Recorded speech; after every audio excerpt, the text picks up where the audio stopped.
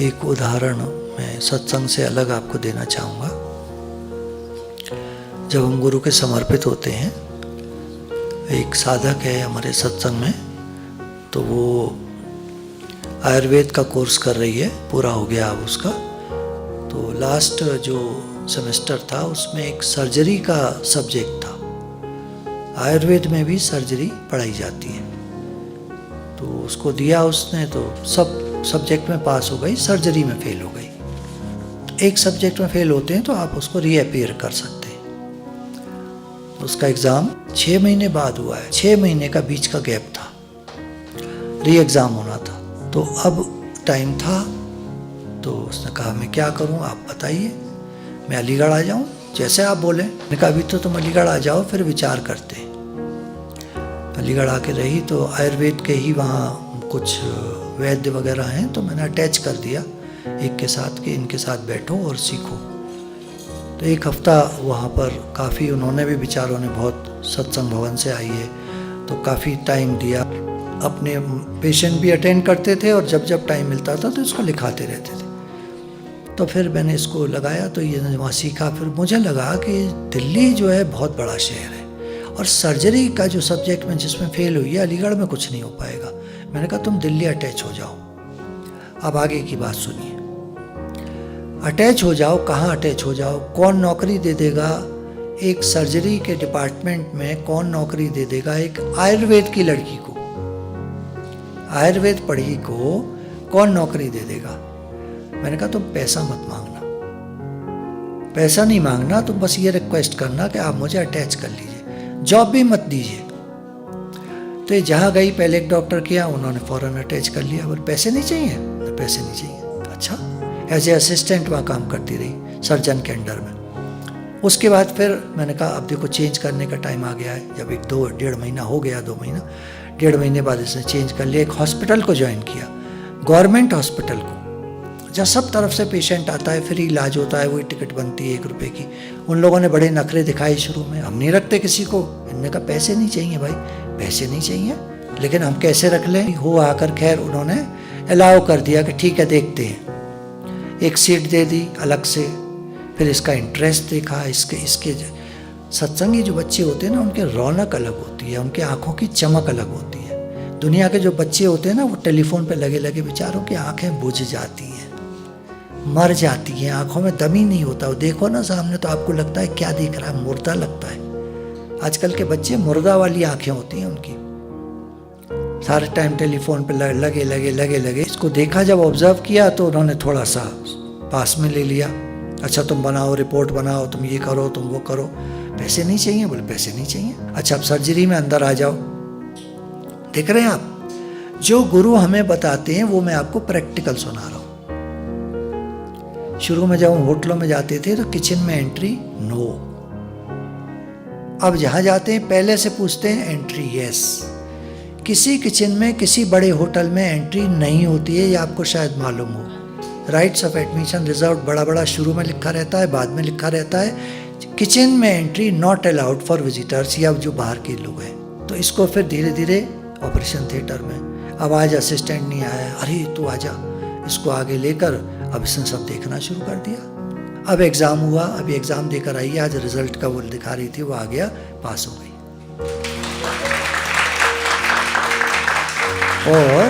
और कई बच्चे फेल हो गए। 6 महीने क्या किया, phone phone phone, computer games, so many things, पढ़ाई नो, मैनी थिंग्स यस, बहुत सारी चीजें यस, पढ़ाई नो, फिर फेल हो गए। और गया साल, अब गया 1 साल, अब तो गया 1 साल, अब फिर से फाइनल उसमें अब ज्वाइन करेंगे नहीं करेंगे, एग्ज़ाम देंगे, एग्ज़ाम वालों के साथ एग्ज़ाम देंगे, और फिर फेल हो गए तो 6 महीने बाद फिर। अच्छा क्या होता है, एक बार फेल हो गए, कोई बात नहीं, ये काफ़ी रोई। मैंने कहा कोई नहीं, बहुत सांत्वना देकर ठीक हो गई। फिर मैंने कहा कोई नहीं, तुम्हें 6 महीने मिले, तुम्हें अब संत सिपाही बनना है। वही काम इसने किया, सत्संग। और ये वो लोग क्या करते हैं, टाइम वेस्ट। अच्छा अब क्या होगा, अब इंटरेस्ट और लूज हो जाएगा। ये 6 महीने तो काट कूट के उन्होंने एग्ज़ाम दे भी दिया। अब आप क्या सोचते हो, अब जो दोबारा रिपीट करना है अब नहीं इंटरेस्ट रहेगा। बहुत सारे तो ऐसे ही रह जाते हैं, वो ले लेते हैं पास की डिग्री कर कर आके, कुछ ऐसे ऐसे करके जो भी होता है ना तरीका कर कर आके ले लेते हैं, पर वो बात नहीं रहती। तभी तो वैद्य अच्छे नहीं रह गए आजकल। अच्छा, इसने ज्वाइन किया डॉक्टरों को, वैद्यों को नहीं ज्वाइन किया। वैद्य को तो मैंने कराया शुरू में, और नोट्स बनाकर ये डॉक्टरों को ज्वाइन करा। तभी जहाँ भी जाएगी कागज जो पीछे लगे हुए हैं वो तुरंत जहाँ जो अब चाहिए वहाँ ले लो। हमारे दादा भगवान जो गुरु यही कहते थे कि हमारे सत्संग में आने वाले बच्चे कभी तो कहीं भी फेल नहीं हो सकते, और जब वो छुट्टी मांगेंगे, ये बोली 11 दिन की छुट्टी लेनी पड़ेगी। मैंने कहा तो ले लो। तो मैं आपको ये बताना चाह रहा हूँ कि हमारे गुरुजी ने जो मेहनत की, जो तपस्या की, उसका फल मुझे बिल्कुल हूबहू जो गुरुजी ने बताया। क्या होता है ना, हम कहते हैं ना गुरु के सानिध्य में रहना चाहिए, तो आप में से बहुत सारे लोग गुरु के सानिध्य में नहीं रहते। आप लोग सीखते कुछ नहीं है। यहाँ भी आए हो ना तो आप दूर दूर इधर उधर रहोगे, आप सीखोगे कुछ नहीं। लेकिन जो ऑब्जर्वेंट होता है वो कहीं भी बैठकर ऑब्जर्व करता रहता है। धीरे धीरे वो ऑब्जर्वेंट जगह बना ही लेता है। इसने कुछ भी कहकर वहां पर हॉस्पिटल में जगह बना ली अपनी। सत्संग का मतलब बेवकूफ़ बनना नहीं होता है, ये कुछ लोग गलत उठा लेते हैं। सीधे बन जाओ, बेवकूफ़ बन जाओ। सत्संग का मतलब होता है चतुर बनना। भगवान ने कहा मेरा भक्त चतुर होता है। पढ़ लेना आप गीता में। गीता भी तो नहीं पढ़ते हम लोग। शुरू करते अध्याय 6, ध्यान योग का अध्याय है, पर ये ठेठ भक्ति का अध्याय है। ठेठ भक्ति, अध्याय 6 का श्लोक 8, जिसका अंतःकरण ज्ञान विज्ञान से तृप्त है। ज्ञान जो सारा आप सुनते हैं, विज्ञान है भक्ति। विज्ञान क्या होता है? प्रैक्टिकल। प्रैक्टिकल भक्ति, जो सारा आपने सत्संग में सुना वो आपने अपने जीवन में उतारा और वो आपकी भक्ति स्टार्ट हो गई। जिसकी स्थिति विकार रहित है। आपने अभी 3 लक्षण सुने ना, जिसकी स्थिति विकार रहित है। सबसे पहला विकार है परदोष चिंतन, दूसरे के दोषों का चिंतन नहीं करना है। देखिए, एक होता है ना, किसी की कोई गलती दिखाई पड़ी, आपने उसी समय कह दिया और बड़े प्रेम का भाव रखा अंदर में, कह दिया और एकदम बस, फिर अपने में चिंतन नहीं करना है। खटपट चीजें गिर जाती हैं, मुझे सुनाई देता है, मैं एकदम कहता हूँ क्या गिरा, बस फिर खत्म, उसी समय खत्म। लोग क्या करते हैं, चिंतन करने में लग जाते हैं, ये ऐसा है, ये ऐसी है, ये ऐसा है, ये ऐसी है, ये यहीं बस गड़बड़ हो गई। ये फर्क हो गया भक्त में और एक संसारी में, यही फर्क है। ऐसा थोड़ी भक्त को दिखता नहीं है, अंधा थोड़ी है, दिखता है। कान है कि नहीं, सुनाई नहीं देता क्या? उसको सुनाई देता है पर चिंतन नहीं करता है, ये फर्क है। उनको सुनाई दे जाए, बाई चांस सुनाई दे जाए, वैसे तो उनको सुनाई नहीं देता। संसारियों को पता नहीं किस दुनिया में खोए रहते हैं, इतना उलझे रहते हैं, इतने परेशान रहते हैं कि बेचारों को सुनाई भी तो नहीं देता कुछ। और अगर सुनाई दे जाए तो वो भूलते नहीं है उसको। फिर पहला परदोष चिंतन, दूसरा विषय चिंतन करना, विषय विकार है। काम, क्रोध, लोभ, मोह, अहंकार, ये 5 विकार है। विषय शब्द, स्पर्श, रूप, रस, गंध, ये अटैच्ड है उससे। व्यर्थ का चिंतन ना हो। हाँ, माइंड चलता रहता है ना, तो व्यर्थ का चिंतन ना होना। इसके साथ अटैच कर सकते हैं हम व्यर्थ चेष्टाओं का अभाव, बेकार के काम नहीं करने का। दुनिया के लोग बेकार के काम बहुत करते हैं, टाइम काफी वेस्ट करते हैं, पर भक्त टाइम वेस्ट नहीं करता। उसको जो अपने दिन का शेड्यूल बना लेता है, मोटा मोटा शेड्यूल बना होता है उसका, उसको फॉलो करता है। अब मेरा भक्ति का समय, नाम जप का समय, अब मेरा वॉकिंग का समय, शरीर का भी ध्यान रखता है, शरीर को स्वस्थ रखता है, और भोजन पानी का समय है। भगवान ने आगे कहेंगे, जो आहार विहार टाइम से नहीं करता, ठीक से नहीं करता, उसका भी मन भगवान में नहीं लगता। आहार विहार दोनों, विहार प्रॉपर आपका दिनचर्या, वॉकिंग, व्यायाम सब मिलाकर। तो जिसकी स्थिति विकार रहित है, जिसकी इंद्रियां भली भांति जीती हुई हैं, आंखें क्या देखें क्या ना देखें, कुछ ऐसा होता है जो देखने वाला नहीं होता, तो वो आंखों को समेट लेता है, उधर देखता नहीं है, द्वेष नहीं करता बिल्कुल मन में। ये धीरे धीरे आता जाता है। आप लगे रहेंगे सत्संग में, आप देखेंगे जब आप चले थे, जब आप जुड़े थे सत्संग से, तब से और अब तक अब कोई चेंज है कि नहीं? बहुत चेंज है, बहुत चेंज। थोड़ा रह गया है, वो भी हो जाएगा। क्या नहीं देखे आंखों को हटाओ, क्या नहीं सुने कान को हटाओ। 5 इंद्रियां ना जो विषय ग्रहण करती हैं, शब्द स्पर्श रूप रसगंध। शब्द करती कान, स्पर्श करती है त्वचा, रूप करती है आंखें, रस करती है जिह्वा, गंध करती है नासिका। तो इनमें हम उलझे रहते हैं 5 चीजों में। भक्त जो है इनसे हटता जाता है, ठीक है ठीक है ठीक है ठीक है। आगे चलकर क्या होता है, जिसकी इंद्रियां भली भांति जीती हुई हैं, अब उसकी इंद्रियां उसके कंट्रोल में आ जाती हैं। मुझे क्या देखना है, मुझे क्या सुनना है, उसको सब पता है। क्या नहीं सुनना है, क्या नहीं देखना है, उसको पता है। जिसके लिए मिट्टी पत्थर और स्वर्ण समान है। पैसा ज्यादा कम, पोस्ट कैसी क्या, बिजनेस बड़ा छोटा, दुनिया की जितनी बातें हैं आप सोच सकते हैं, उसके लिए वो उनमें सम रहता है। जैसा भगवान करा दे, बिजनेस को ज्यादा चलवा दे, भगवान आपका है। तुलाधार वैश्य थे, दुकान आपकी, सब कुछ आपका, कारोबार आपका। तो एक सन्यासी आ गया एक बार, तपस्वी, उसको सपना आया था, तू जाके तुलाधार वैश्य से ज्ञान ले। अब वो वहां आता है, देखता है तो दुकानदार आदमी है, चलने लगता है वापस। तो वो एकदम बुलाते हैं, अरे महाराज जी इधर आओ इधर आओ इधर, आपको सपना आया था ना, तो बात कर लो ना। अब घबरा गया वो, अरे बाबा। अच्छा, वहीं पे उसने सुना था इसके तुलाधार वैश्य के गुरु हैं सदना कसाई। अरे बाबा, एक से एक। दुकानदार तक तो ठीक था, कसाई। हम लोग अच्छे बुरे में फंसे हुए हैं एक्चुअली, समझ के देखिए बात को। है कसाई गुरु कैसे हो सकता है? हम उस स्थिति को नहीं समझ पाएंगे। उसके लिए बकरा भी भगवान है, काटना रूप क्रिया भी भगवान है, ग्राहक भी भगवान है, तोल के देना रूप क्रिया भी भगवान है। लेकिन बड़ी टाइमिंग्स हैं, उसके जीवन में कितना संयम है ये हम नहीं जान सकते, हम नहीं समझ सकते। और गुरु की पदवी पर कैसे बैठ गया, क्या क्या उसके जीवन में संयम और नियम है, साधना है, वो तो हमें कुछ नहीं मालूम। काम देख लिया, सन्यासी होते कुछ काम नहीं करते, वो महान हो गए। आप दुकान करते हैं, कारोबार करते हैं, आप छोटे हो गए। किसने कह दिया? किसने लेबल लगाया है? किसको अधिकार दे दिया आपने?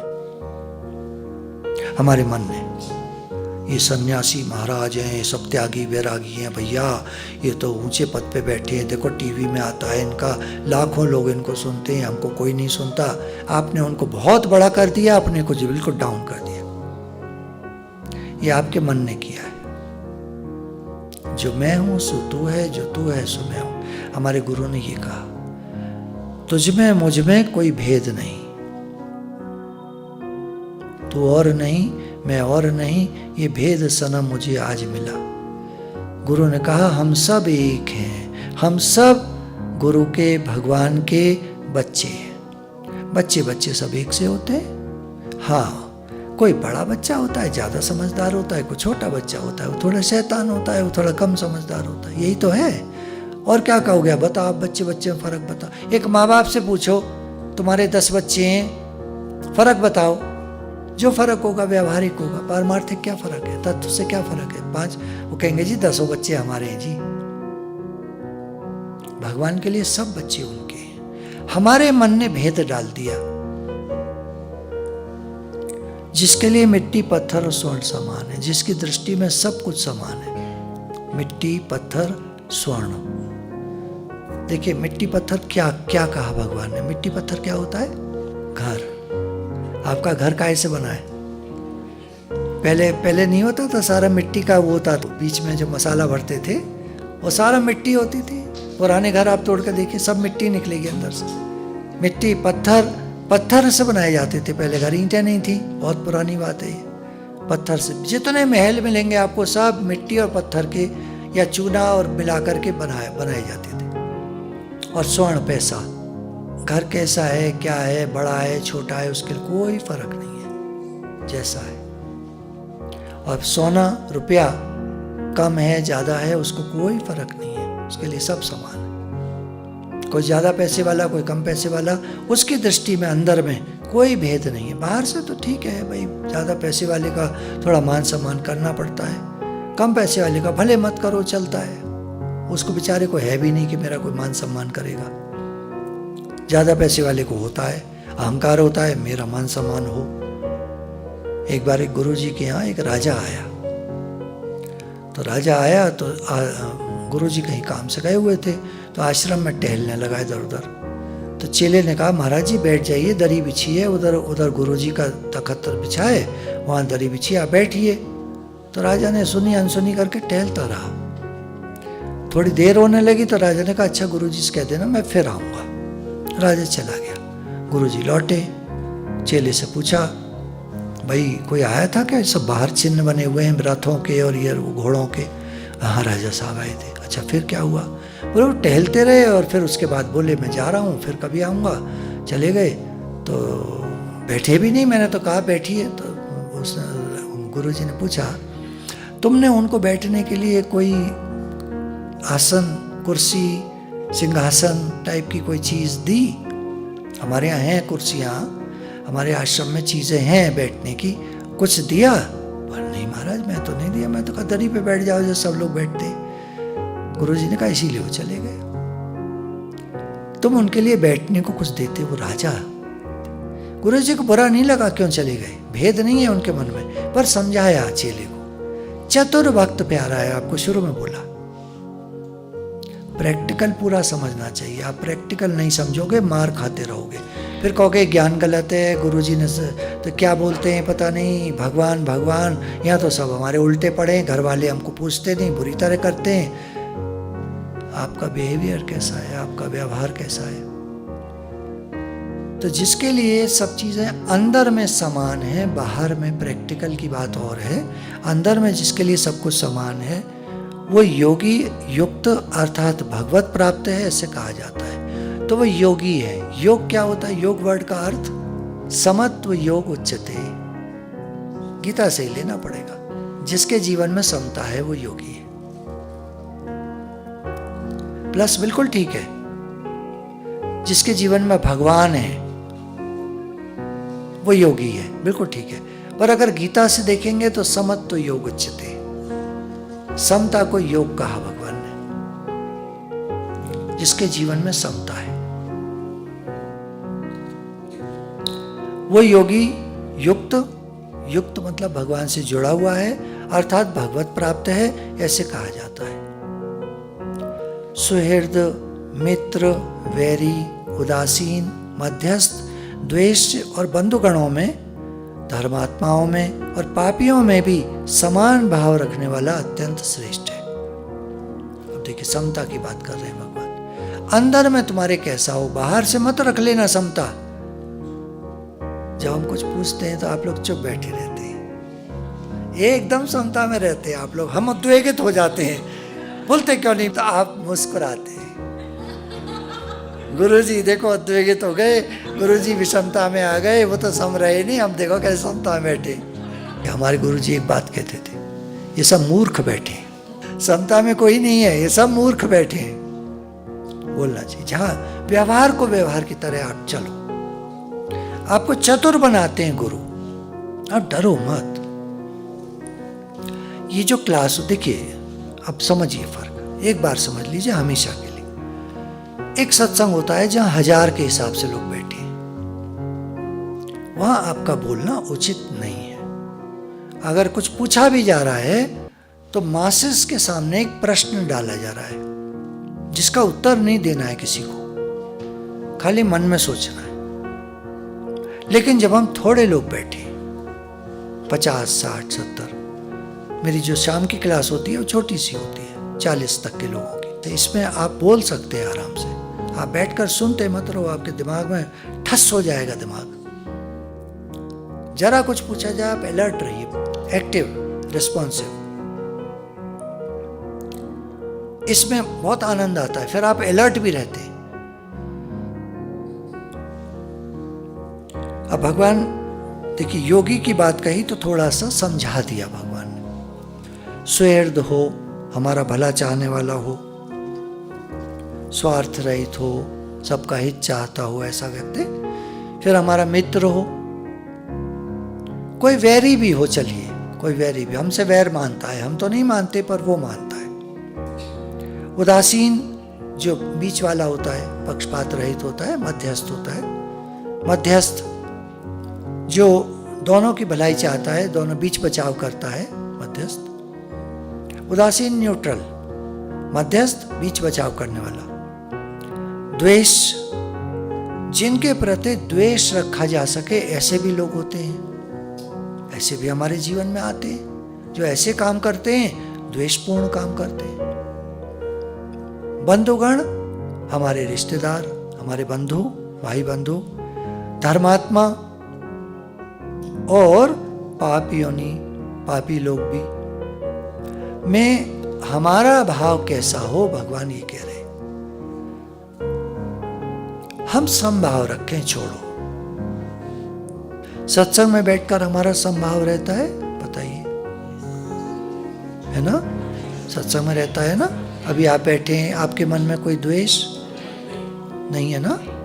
समभाव में बैठे। सत्संग इसलिए बहुत अच्छी चीज है। दादा भगवान दिन में 3 टाइम सत्संग करते थे, क्योंकि सत्संग में जितना समय हमारा जाता है वो समता में जाता है, योग में जाता है। भले हमारा मन कुछ भी चल रहा है, इधर उधर भी चला जाए ना, कोई फर्क नहीं पड़ता। आप बार बार आ जाओगे, बार बार रह जाओगे, सत्संग से जुड़ जाओगे, बार बार सत्संग से जुड़। पता तो है सत्संग चल रहा है, माइंड को इतना तो पता है, भले कुछ भी इधर उधर चला जाए, पर सत्संग में हम बैठे, भाव बना रहेगा। कितना बनता है वो, चलो ठीक है। जैसे मान लीजिए आज सुबह कुछ बात हो गई, हमारा झगड़ा हो गया किसी से भी हो सकता है, किसी से ज़्यादातर पति पत्नी में होता है, बच्चों से होता है, बच्चों का माँ बाप से होता है, कुछ हो जाता है, कहन सुनन हो जाती है। सत्संग में आके बैठे, ठीक हो। एक सत्संग ऐसी चीज़ है, गुरु ने हमें एक ऐसा साधन दिया है जिसमें बैठकर तुरंत मन ठीक हो जाता है।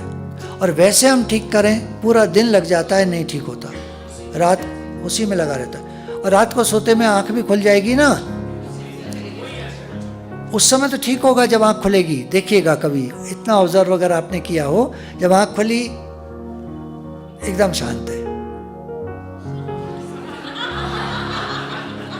सेकंडों में वो थॉट आया और बस, और हो गई आपकी आधे घंटे की नींद खराब। जो भी टाइम, किसी का कोई अलग अलग टाइम होता है सबका। किसी का तो सुबह तक गया, 4 बजे आँख खुली थी, अब गया बस, अब कुछ नहीं। सुबह 6 बजे उठ बैठे, थके हुए, परेशान, हैरान, शोकातुर। 4 बजे उठ जाते, कुछ भजन कर लेते, भड़बड़ मन करता रहता, पर कुछ नहीं, हरे कृष्ण हरे कृष्ण हरे कृष्ण करते रहते, कुछ तो नाम लेते, वो भी नहीं हुआ। हे नाथ हे नाथ, अच्छा बोलने की कोशिश भी करते हैं, हे नाथ हे नाथ। उसने ऐसे कहा कैसे?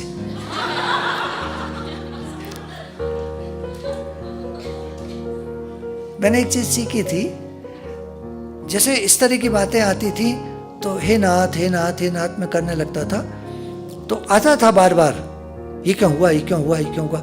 उसके बाद हे नाथ हे नाथ हे नाथ, मन कहता था क्या हे नाथ कर रहा है। तो मैं अंदर से एक आवाज आती थी, हे नाथ करके तो ठीक होगा। हे नाथ आप ठीक करोगे ना। देखिए मैं एक, जब भी सत्संग का मेरा भाव रहता है थोड़े लोगों में, तो लेमैन के स्तर पे उतर के, बिल्कुल आप नए आए बैठे हैं मेरे सामने, उस स्तर पे आकर के मैं बात करता हूँ। मुझे ये कभी नहीं होता कि मैं कोई अपने को ये दिखाऊं कि मैं को टिक गया या ये हूँ या वो हूँ, या आप बहुत नीचे हो और मैं बहुत ऊंचा हूँ। नहीं, हम सब एक हैं। फर्क इतना है, गुरु ने मुझे काम दिया है तो बस ये फर्क है और कुछ नहीं। गुरु ने सेवा दी है तो वो मुझे करनी है। सब में समान भाव रखने वाला, और समान भाव बनता है सत्संग में बैठ करके। मन और इंद्रियों सहित शरीर को वश में रखने वाला, आशा रहित, व्यर्थ की आशाओं का भाव। देखिए, एक होता है आवश्यकताएं और एक होता है इच्छाएं। आवश्यकताएं पूरी करने में कोई दोष नहीं है, रोटी नहीं खाएंगे तो कैसे होगा। आवश्यकताएं पूरी करने में दोष नहीं है, पर इच्छाओं में दोष आ सकता है। ये नहीं कह रहे दोष है, दोष आ सकता है, क्योंकि कई इच्छाएं ऐसी होती हैं जो दूसरे का नुकसान भी करती हैं। अनलिमिटेड है ना। मैं आपको उदाहरण ले रहा हूं, किसी की बुराई नहीं कर रहा, बात को समझो। ये प्रॉपर्टी बिल्डर्स जो हैं बनाते जाते हैं, बनाते जाते हैं, बनाते जाते हैं।